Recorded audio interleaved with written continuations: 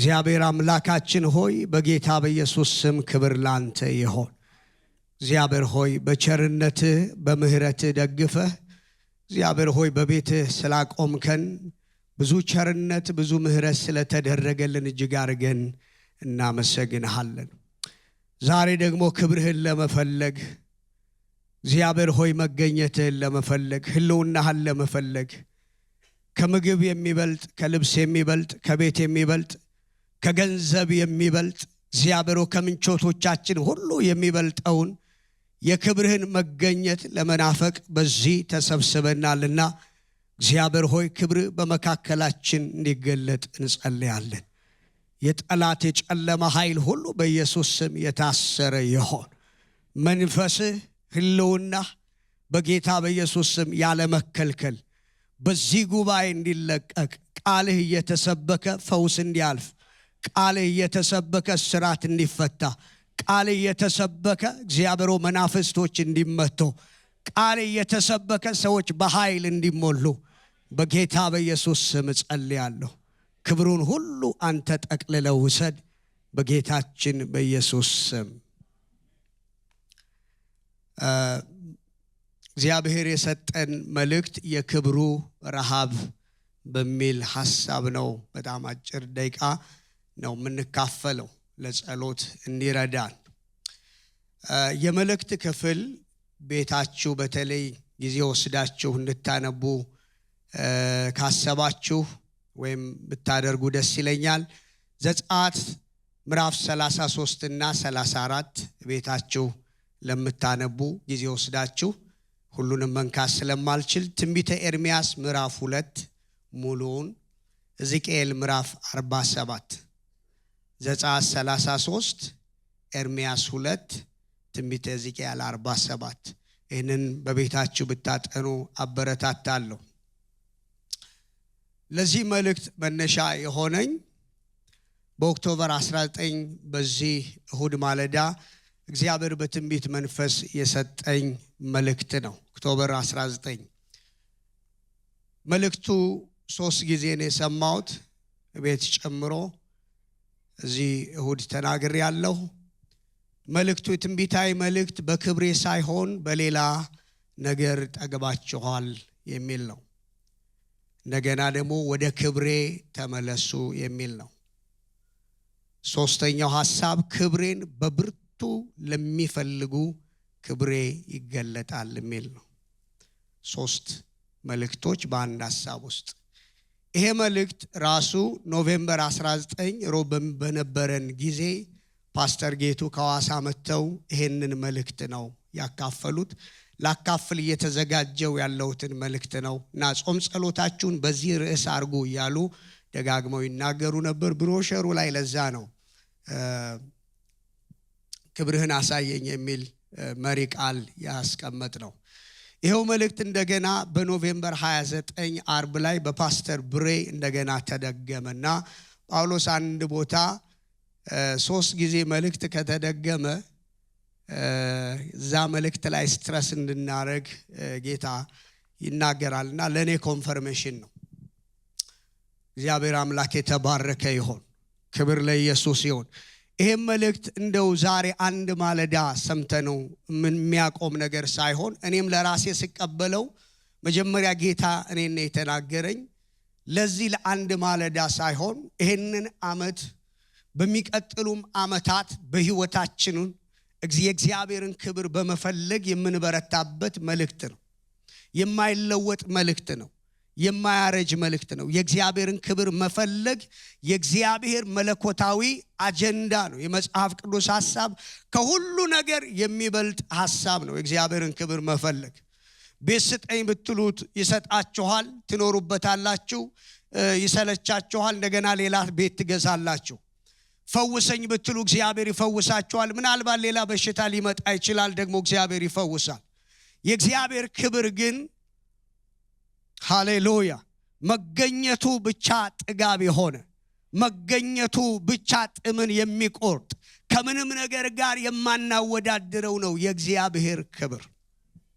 የእግዚአብሔር ክብር ምን ማለት ነው ስንል የእግዚአብሔር ክብር ስንል የእግዚአብሔር መገኘት ማለት ነው።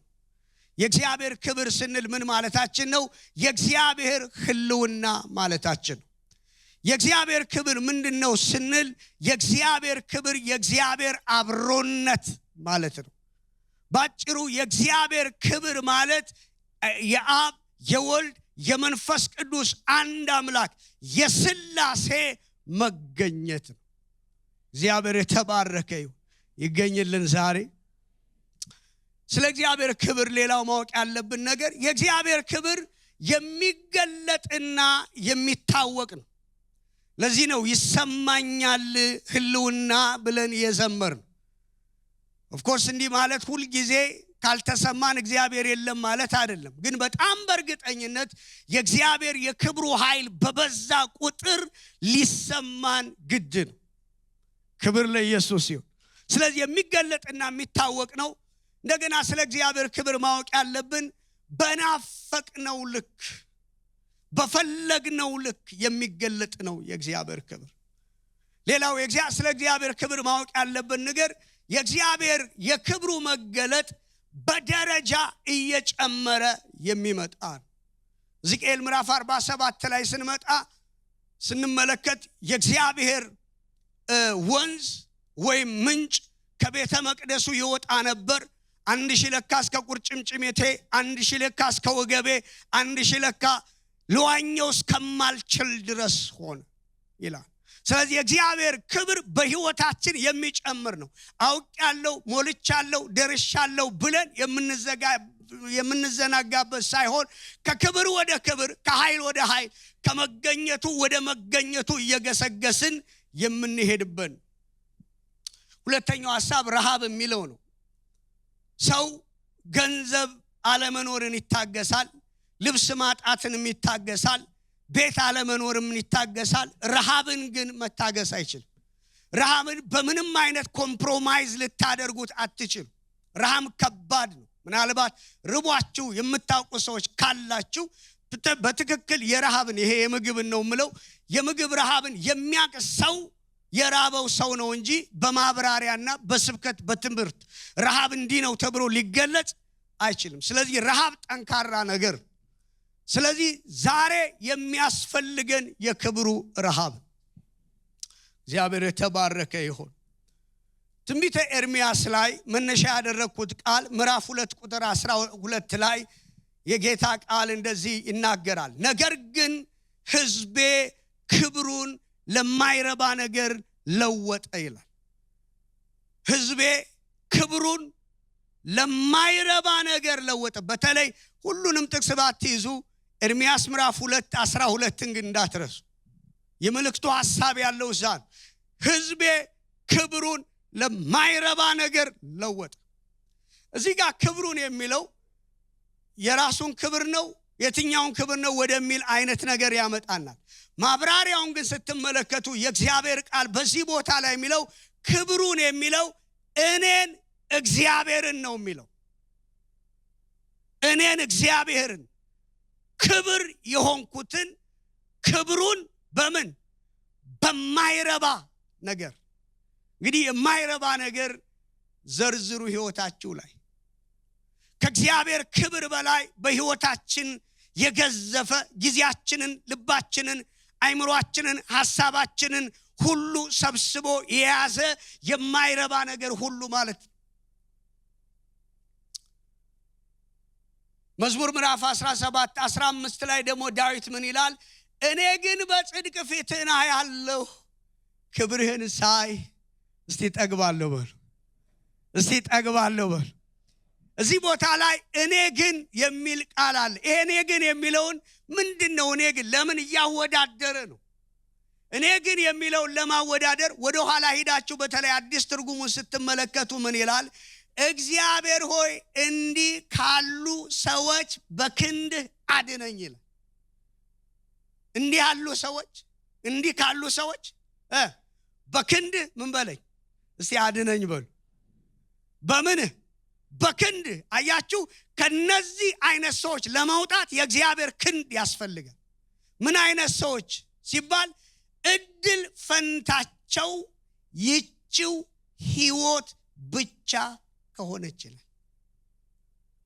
እድል ፈንታቸው ይህችው ህይወት ብቻ ምድር ላይ ያለችው ነገር ብቻ ከሆነች ከነዛ ሰዎች በክንድ ምን በለኝ አድነኝ። ለዚህ ነው እኔ ግን አሜን በጽድቅ ፊትህን አያለሁ ክብርህን ሳይ ምን እላለሁ። እስቲ የእግዚአብሔር ክብር የሚያጠግበው ሰው ሃሌሉያ አሜን ይበል። ክብርህ ነው ጥጋቤ የሚል ክብርህ ነው የረሃቤን ጥም የሚቆርጥ የረሃቤን ጥም የሚቆርጥ ክብርህ ነው መገኘትህ ነው ህልውናህ ነው ሃሌሉያ። ስለዚህ እግዚአብሔር የእስራኤልን ህዝብ ይከሳታል። እስራኤል ተከሳለች፣ ይሁዳ ተከሷል። እና እግዚአብሔር ራሱ ነው ኤርምያስ 2:35 ላይ ኃጢአት አልሰራሁም ብለሻልና በፍርድ እከስሻለሁ ይላል። እግዚአብሔር ህዝቡን እከራከራለሁ ይላል፣ እከራከራቸዋለሁ ይላል። በጣም የሚገርመው የእግዚአብሔር ህዝቡን መከራከር ሳይሆን የህዝቡ እግዚአብሔር መከራከር ነው። እና እዛ ቦታ ላይ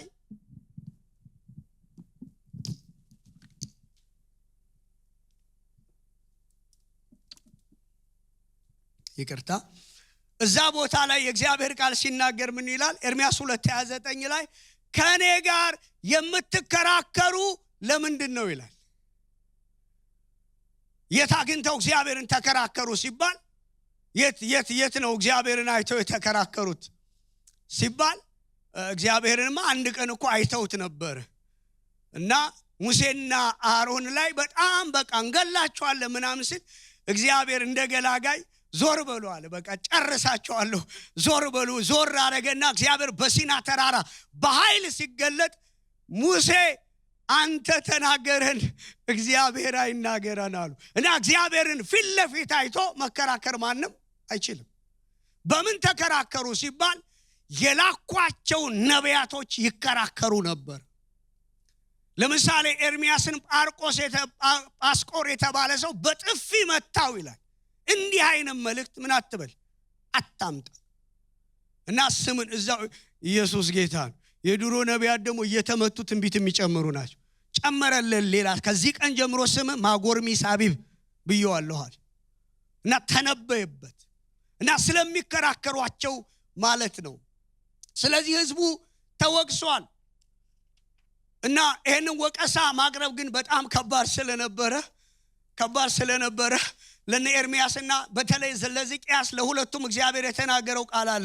ምንድነው የሚለው? ኤርምያስን አንተ ግን ወገብህን ታጠቅ፣ ይሄንን መልእክት ወገብህን ታጠቅ የምትናገረው ነው አለ። ያዘዝኩህን ሁሉ ምን ብላቸው ንገራቸው፣ በፊታቸው እንዳላስፈራ ምን አትበል አትፍራ። ሕዝቅያስን ደግሞ ሲናገረው የሰው ልጅ ሆይ በእግርህ ቁም እኔ እናገርሃለሁ፣ በተናገረኝ ጊዜ መንፈስ ገባብኝ ይላል። እስቲ አሜን በሉ። ከዋናው ቢሮ የመጣውን መልእክት በድፍረት መናገር የምትችሉት መንፈስ ሲገባባችሁ ብቻ። ኢየሱስ ጌታ ከዋናው ከእግዚአብሔር ዘንድ የመጣ መልእክት ለምንድነው ሲባል ለምንድነው ይሄንን መልእክት የማይቀበሉ ሲባል እንዴ መልእክቱ እኮ ግልጽ ነው፣ መልእክቱ ከባድ ነው። ያንን ነው የሚናገረው ማለት ለምን ፕሮግራም እየተካሄደ ነው፣ አምልኮ እየተካሄደ ካህናት አሉ፣ ሁሉ ነገር የተሟላ በዚህ ሁኔታ ወደ ክብር የተመለሱ ማለት ከባድ ስለሆነ ነው። ስለዚህ የእግዚአብሔር የክብሩን ክርክር እንስማ። የመጀመሪያው አንደኛው እግዚአብሔር ምንድነው የሚከራከረው ሲባል እኔን ክብራችሁን ለማይረባ ነገር ለወጣችሁኝ ነው የሚለው። ኤርምያስ ምዕራፍ 2:11 ወደ ኪትም ደሴቶች ለፉና ተመልከቱ፣ ወደ ቄራም ላኩና እጅግ መርምሩ፣ እንደዚህም ያለ ነገር ሆኖ እንደሆነ እዩ። በእውኑ አማልክት ያልሆኑትን አማልክቱን የለወጣቸው አንድ ሕዝብ አለን። ነገር ግን ሕዝቤ ክብሩን ለማይረባ ነገር ለወጠ። ሰማያት ሆይ በዚህ ተደነቁ፣ እጅግም ደንግጡና ተንቀጥቀጡ ይላል እግዚአብሔር። ሕዝቤ ሁለቱን ክፉ ነገሮች አድርገዋል። እኔን የሕያውን ውሃ ምንጭ ትተውኛል፣ የተቀደዱትንም ጉድጓዶች ውሃውንም ይዙ ዘንድ የማይችሉ ጉድጓዶችን ለራሳቸው ቆፍረዋል ብሎ የእግዚአብሔር ቃል ይናገራል። በዚህ ቦታ ላይ እግዚአብሔር ምንድነው የሚለው እየተናገረ ያለው? ሲጀምር በጣም የሚገርም ነው። ወደ ኪቲምና ደሴቶች ለፉና ምን በሉ ተመለከቱ። እነዚህ ደሴቶች ጣዖታትን የሚያመልኩ ናቸው። ለምሳሌ መናቀውን ጣዖት ልጥራላችሁ። ባኦል የሚባል ጣዖት አለባቸው። እና እግዚአብሔር ቃል ምንድነው የሚለው? በውኑ አማልክት ያልሆኑትን አማልክት የለወጣቸው አንድ ህዝብ አለ ወይ? ባኦልን እያመለኩ አማልክት አይደለም ግን ምን ብለዋል? አምላክ ነው ብለዋል። ግን 2025 ላይ አብረው ቆይተው አይ 2026 ባኦል አላዋጣህንም ብለው በሌላ አልለወጧቸው። እነሱ አማልክት ያልሆኑትን አማልክቶችን ምን አላላቸው? አልለወጡም። የማይሰሙ የማይመልሱ ጣዖታትን ተሸክመው ይዞራሉ ካለ በኋላ እኔን የሕያው ምንጭን እኔን ግን እናንተ ለውጣችኋል። እና መለወጣቸው ብቻ ሳይሆን ጉድጓድ ደግሞ ቆፍራቸዋል። አያችሁ፣ አንዱ ምንጭ ብቻ ያረካ ነበር፣ የእግዚአብሔር ምንጭ። እስቲ አሜን በሉ። ያሳረፈን ምንጭ አንዱ ምንጭ ይበቃ ነበረ። የማያረኩ ማአት ጉድጓዶችን ቆፈሩ። ስለዚህ እግዚአብሔር ይሄንን ነው ምንድነው ክርክሩ? የመጀመሪያው ለውጣችሁኛል ብሎ ነው ቢናገረው። የእግዚአብሔር ቃል ሲናገር ኢሳይያስ 60 ከ18 እስከ 19 አምላክሽም ክብርሽ ይሆናል ተብሎ ነው የተጻፈው። እና ባጭሩ ይሄንን በአዲሱ ትርጉም ቀለል ባለው አማርኛ ስተረጉመው አንተ ጉደኛ ህዝብ ነህ ነው ማለት ነው። በጣም ጉደኛ ህዝብ ነህ። ጉደኛ ህዝብ ነህ። እንዴት ነው ጉደኛ? እነሱ ጣዖታታቸውን ሳይለውጡ አንተ አሜሪካ ገብተህ ለወጥከኝ ማለት ነው። የለወጥን ካለ ተውከኝ ማለት ረሳኸኝ ማለት። እና እግዚአብሔር የመጀመሪያው ለወጣችሁኝ የሚል። ሁለተኛው የእግዚአብሔር ክርክር በብላቴንነትሽ ዘመን እንዲህ አልነበርሽም የሚል። እና እግዚአብሔር በጣም ድንቅ አምላክ ነው። አንዳንድ ጊዜ ባልና ሚስት ውስጥ የሆነ ግጭት ምናምን ሲመጣ የዱሮ ፎቶን እዩ ምናምን የሚባል ነገር አለ። ፓስተር አስተምራ የዱሮ በቃ የተቃቅፋችሁ ምስትጎራረሱና ይው ይመጣል። እና የፍቅርሽን ዘመን አስታውሺ፣ እንዲህ አልነበርሽም። እግዚአብሔር ወደ ኋላ ሂዶ አመጣው። በብላቴንነትሽ ዘመን እኔን ባገኘሽበት ዘመን ገና የፍቅር ጊዜ ከኔ ጋር በተገናኘን በዛ ጊዜ እንዳሁኑ አልነበርሽም። ምንድነው የሚለው? ኤርምያስ 2:2 ሂድ በኢየሩሳሌም ጆሮ ጩህ እንዲህም በል እግዚአብሔር እንዲህ ይላል የብላቴንነትሽ ምሕረት የታጨሽበትንም ፍቅር በምድረ በዳ ዘር ባልዘራሁበት ምድር እንደተከተልሽኝ አስቤያለሁ አስታውሳለሁ ነው የሚለው። ሕዝቅኤል ላይ ስትመጡ በዛ ጊዜ ይላል በዛ በፍቅራችን ጊዜ ማንም እስከማያይሽ ድረስ በደም ተለውሰሽ ወድቀሽ ተጥለሽ ነበረ። የሚያስታውስሽ የሚያነሳሽ የሚመለከትሽ ክብር ቦታ የሚሰጥሽ የለሽም ነበር። ተጥለሽ ነበር፣ ተረስተሽ ነበር። ነገር ግን እኔ በአጠገብሽ ሳልፍ አየሁሽና ይላል። ሃሌሉያ። አይቶ ያላለፈን ኢየሱስ ስሙ የተባረከ ይሁን። ሃሌሉያ። ዘመድ ሲርቅ የማይርቅ፣ ዘመድ ሲተው የማይተው፣ ለክብር የሚያበቃ ለወግ ማዕረግ የሚያበቃ ከሁሉ በላይ ከጨለማ ወደሚደነቅ ብርሃን ያመጣን ኢየሱስ ስሙ የተባረከ ይሁን። ለምድር ነገር እነሱ ሃሌሉያ ለጌታ ክብር ሃሌሉያ። ለምድር ነገር የማይታመነውን ሰው እግዚአብሔር በክርስቶስ ኢየሱስ አስነስቶ ለሰማይ ክብር። እስቲ አሜን በሉ። ለዘላለም መንግስት ሰራ። ኢየሱስ ጌታ ነው። አረ ኢየሱስ ጌታ ነው። በዓለም ሌባ የነበረውን ሰው እግዚአብሔር ቀይሮ ገንዘብ ያደርጋል። በህዝቡ ላይ በቤቱ ላይ ክብር ለኢየሱስ ይሁን። እና በብላቴንነትሽ በአጠገብ ሳልፍ አዘንኩልሽ አለ። ክብሬን መጎናጸፊያዬን ባንቺ ላይ ጣልኩ አለ። ራቁት ነበርሽ፣ የተራቆሽ ነበር፣ ጣልኩ አጠብኩሽ ይላል። ደም በቃ አልታጠብሽም፣ ደም በደም ነበርሻል። አጠብኩሽ፣ አጸዳሁሽ፣ ክብርሽ ጨመረ፣ ውበትሽ ጨመረ።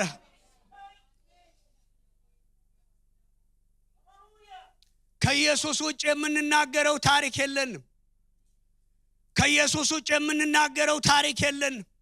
ሃሌሉያ። አነሳውሽ ይላል፣ አጠብኩሽ ይላል። ከዛ አንቺ አማረብሽ ይላል። ባማረብሽ ጊዜ፣ በተዋብሽ ጊዜ ግን ወደ ሌሎች አማልክቶች መመልከትና ማመንዘር ጀመርሽ ይላል ቃል በቃል መጽሐፍ ቅዱስ። እና እግዚአብሔር የብላቴንነት እስቲ የብላቴንነትን ይሄ ኢንካውንተር ህይወታችሁ ላይ የመጣውን ነገር እስቲ ወደ ኋላ ክብሩ ጥጋባችን ነበር፣ ያገኘነውን ደግሞ ማቀፍ ነበር፣ ሁሉን በቅንነት ማየት ነበር። ጸሌን አንጠግብም፣ በመንፈስ ቅዱስ መቀጣጠል ነው። ሃሌሉያ። ክብሩን መናፈቅ ነው። ይህ አይነትም በጣም የሚገርም ከጌታ ጋር ጸሌን የማንጠግብ ሰዎች ነበርን። እና የብላቴንነትሽን ዘመን ዛሬ እንደዚህ ይሆናል። ከእግዚአብሔር ጋር ያለንን የፍቅርና የክብር ጊዜ ያስረሳን መጋረጃ በኢየሱስ ስም ይቀደዳል። ወገኖቼ ይሄ መለኮታዊ ጣልቃ ገብነት የሚያስፈልገው ነገር ነው። እንዲሁ ሰው ወደ ክብር አይመለስም። ሙሴ ክብርህን አሳየኛለሁ፣ ከእግዚአብሔር ጋር ተጣሉ። መጀመሪያ ሄዶ ክብሩን አየ፣ ጽላቱን ይዞ መጣ። ከዛ በኋላ ከእግዚአብሔር ሲወርድ እነሱ ወደ ሌላ ጥጃ ተመልሰዋል። ከዛ እግዚአብሔር ምን አለ? ከዚህ ጀምሮ ከናንተ ጋር አልሆንም። መልአክ ልክልሃለሁ፣ ትገባላችሁ እኮ፣ ትወርሳላችሁ እኮ፣ ድል ታደርጋላችሁ። መልአክ ከፊት ይሄዳል፣ እዛ የከናን ትገባላችሁ። ግን እኔ ከናንተ ጋር አልሆንም። እና ሙሴ እግር ያዘ አይደል? አንዳንድ እግር ያዘ። ጌታ ሆይ አለ፣ ድል አግኝተን መልአክ ከፊታችን ሆኖ አንተ ሳትገኝ ይሄ መንገድ ይቅርብናል፣ ካልወጣህ አታውጣን፣ ታረቀናል። እና እግዚአብሔር 34 ላይ ክብር ትፈልጋለህ? አዎ፣ በሰበርካቸው ጽላቶች ፈንታ ሌላ ጠርበህ 40 ቀን እኔ ጋና ነው። አያችሁ፣ ክብር ማየት እንዲሁ አይመጣም። ልክ እዛ ሲሄድ እግዚአብሔር መጥቶ አጠገቡ ቆመ ይላል። እስቲ አሜን በሉ። ኢየሱስ ጌታ፣ ኢየሱስ ጌታ፣ ኢየሱስ ጌታ። እግዚአብሔር መጥቶ ምን አለ? ይሄ ነው የእግዚአብሔር ክብር ማለት፣ ይሄ ነው የእግዚአብሔር መገኘት ማለት፣ ይሄ ነው የእግዚአብሔር ህልውና ማለት። እግዚአብሔር መጥቶ አጠገቡ ቆመ ይላል። ነገር ግን ተመልሶ ወደ ተራራ መውጣት የግድ ነበር። ክብሩን የሚተካ ሌላ ነገር የለም። አንዳንዴ እውነተኛው ክብር ሳይመጣ በዝማሬ ለመሸፋፈን እንሞክራለን። በሆነ አይዞ በርታ፣ ጌታ እኮ ካንተ ጋር ነው። አዎ ጌታ እኮ ከኛ ጋር ነው። ባይዘው የእግዚአብሔር ክብር የመገኘት ደረጃ አለው ብያለሁ። ጌታ ከኛ ጋር አይደለም እያልኳቸው አይደለም። መንፈስ ቅዱስ በወንጌል ግን መጽሐፍ ቅዱስ ክሊርሊ ስታዩ የእግዚአብሔር የክብሩ መገኘት ደረጃ አለ። እኔ የመጨረሻውን ደረጃ ነው የምለው። ያ ክብር ካገኘህ አሁን እንደነበርከው ልትሆን አትችልም። ይቺ ከተማም እንደዚህ ልትቀጥል አትችልም። አባቶቻችን ላይ የመጣ ኃያል ያደረገ በሰሜን በደቡብ በምስራቅ በምዕራብ ወንጌል እንዲሰብኩ አጋንንቶችን ጣዖታትን እንዲገለብጡ የሚያደርግ የእግዚአብሔር ክብር ብዙዎችን ወደ እግዚአብሔር መንግስት የሚያመጣ ክብር ነው የምላችሁ። ሃሌሉያ ሃሌሉያ። ያ ክብር በኢየሱስም ይመለስልን። ኃያል የሚያረግ አጃንታካ ፓልታራዲያ ኤጀንቴሌቬኒያ ላዶሳ በአንዳንድ ሰዎች ውስጥ ይሄ የተለማመዱት ልምምድ ህልውናው መገኘቱ እንደገና ተመልሶ ሲገባ በመንፈሴ አያለሁ። ሄዳ ሶቬኒያ እንደገና የሚቀይራቸው እንደገና ወደ ኃይል እንደገና ወደ ጸሎት ጸልየው የማይጠግቡ ለምነው የማይጠግቡ ጩኸው የማይጠግቡ በክብሩ የተሸፈኑ በህልውናው የተሸፈኑ ኃያላን የሆኑ አጋንንት የማያስቆማቸው ወሬ የማያስቆማቸው ከተማ የማያስቆማቸው ለምድር መፍትሄ የሚሆኑ ለምድር በረክ ጃታካ ፓራዲና የእግዚአብሔር እጅ በኢየሱስ ስም ያልፋል። እግዚአብሔር አጠገብ ቆሞማ እንዲሁ ልትመለስ አትችልም። እግዚአብሔር ጃታካፍ እንዲሁ ልትመለስ አትችልም። እግዚአብሔር አጠገብ ቆሞ ሃሌሉያ። ስለዚህ ምን ነው ወደ ብላቴንነትሽ ዘመን ተመለሽ። እንዴ ስንቶች ነን ጸሎት የቀነስን ፊት ፍራሽ ላይ የተኛ ፍራሽ ላይ ካልተኛችሁ ይቅርታ አድርጉልኝ እኔን ይመለከታል። ከፍራሽ ወደ መሬት መውረድ ቀላል ለመጸለይ በቃ መንበርከክም አይተበቅባችሁም። ተነስታችሁ ራሱ ፍራሹ መንበርከኪያ። አሁን አልጋው ከፍ አለ አሜሪካ ታውቃላችሁ። ብትንከባለሉ ራሱ ማጨርሱት ሰፊ አልጋ ላይ የተኛ ነው። አሁን ከዚህ ወርዶ ማን ይጸልይ ነው? አሁን እኮ እግዚአብሔር የሚለው ይሄንን እግዚአብሔር ይሄንን አልጋ ሳይቆርጠው እግሩን ሳይቆርጥ መንበርከክ መጀመር አለብን። ለምን ኤርሚያስ ይሄንን መልእክት ካመጣ በኋላ ተጠንቀቋል። ምን ታለ? ከፊት የሚፈላ አፍላል አያለኋል። ከሰሜን ክፉ ነገር ይመጣላል። ክብርን አለመፈለግ መብት አይደለም። በእግዚአብሔር ሶኬ ምንለው ነገር አይደለም። ከሰሜን የሚፈላ አፍላል ያመጣል። እግዚአብሔር ለወጥሽኝ ነው የሚለው። እግዚአብሔር ተካሽኝ ነው የሚለው። በገንዘብ ተካሽኝ፣ በልብስ ተካሽኝ፣ በአሜሪካ ተካሽኝ፣ በሰው ተካሽኝ ነው የሚለው። ተካኝ ነው የሚለው። ክብሩ ከምንም በላይ ነው። ኢየሱስ ጌታ ነው። ሃሌሉያ። ሶስተኛውና የመጨረሻው አላገለግልም አልሽ ነው የሚለው።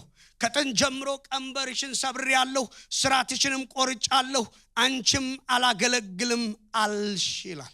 አንቺም ምን አልሽ? አላገለግልም አልሽ። እና እግዚአብሔር እነዚህ ሶስት ክርክሮች አሉ። መፍትሄው ምንድነው? እዚህ ላይ አቆማለሁ። መፍትሄው ምንድነው? ኤርሚያስ ምዕራፍ 33 ላይ ወደኔ ጩህ እኔም እመልስልሃለሁ፣ አንተም የማታውቀውን ታላቅና ኃይለኛን ነገር አሳያለሁ። ሃሌሉያ። የምህረት አምላክ ስሙ የተባረከ ይሁን። ለሚመለሱ የሚመልስ። ከዛ ወደ ታች ወረድ ስትሉ ምንድነው ሲባል የቀደመውን ምርኮ እመልስልሻለሁ፣ መድኃኒት አረግሻለሁ፣ ፈውስ አረግሻለሁ። አንቺ እኔን ፈልጊ እንጂ ወደኔ ጩህ እንጂ እኔ ኢየሱስ ጌታ። ዛሬ አንድ ታላቅና ኃይለኛ ነገር እዚህ ቤት ይሆናል። ኢየሱስ ጌታ ነው። በጄንታ ካፓ ሄሎ ሴፔሬ አንድ ታላቅና ኃይለኛ ነገር በህይወታችን ይሆናል።